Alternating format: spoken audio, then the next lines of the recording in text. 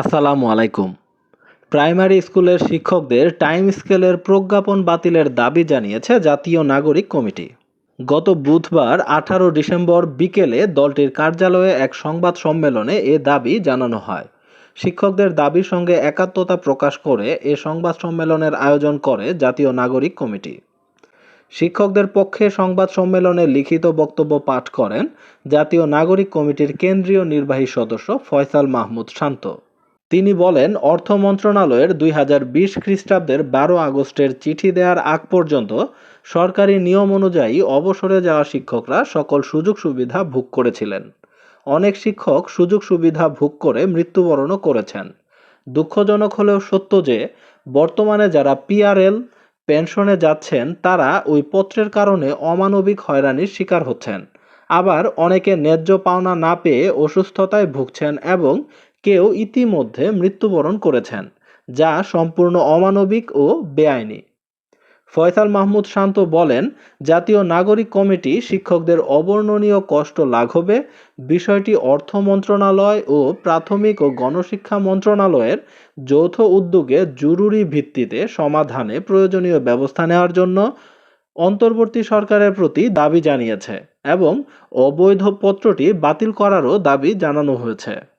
সংবাদ সম্মেলনে আরও বলা হয়, প্রজ্ঞাপনের পরিপ্রেক্ষিতে প্রাথমিক শিক্ষকরা যেন কোনো প্রকার হয়রানির শিকার না হন তা নিশ্চিত করতে হবে। বৈষম্যের শিকার জাতীয়করণ করা শিক্ষকরা 7 বছর ধরে আন্দোলন সংগ্রাম করে আসছে। শিক্ষকদের অমানবিক কষ্টের কথা বিগত স্বৈরাচার সরকারের প্রধানসহ সংশ্লিষ্ট মন্ত্রণালয়ের মন্ত্রী, প্রতিমন্ত্রী, সচিব কেউই কোনো প্রকার গুরুত্ব দেননি।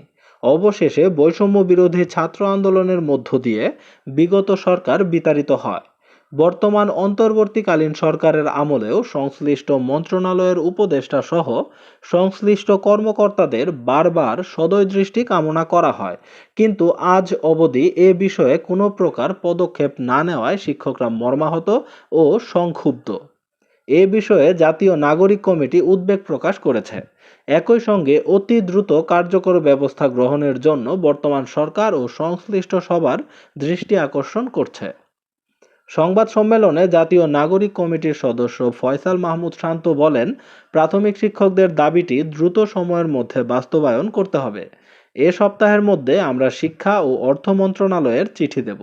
ডিসেম্বরের মধ্যে সরকার শিক্ষকদের দাবি মেনে নেবে বলে আশা করছে। প্রাইমারি স্কুলের শিক্ষকদের টাইম স্কেলের প্রজ্ঞাপন বাতিল করার দাবি জানিয়েছে জাতীয় নাগরিক কমিটি। এই বিষয়টিকে আপনারা কিভাবে দেখছেন? আপনাদের যে কোনো মূল্যবান মতামত অবশ্যই কমেন্টে লিখুন। দেখা হবে নতুন কোনো গুরুত্বপূর্ণ আপডেট নিউজ অথবা নতুন প্রকাশিত সরকারি কোনো নিয়োগ বিজ্ঞপ্তি নিয়ে। ততক্ষণ পর্যন্ত ভালো থাকুন। আল্লাহ হাফেজ।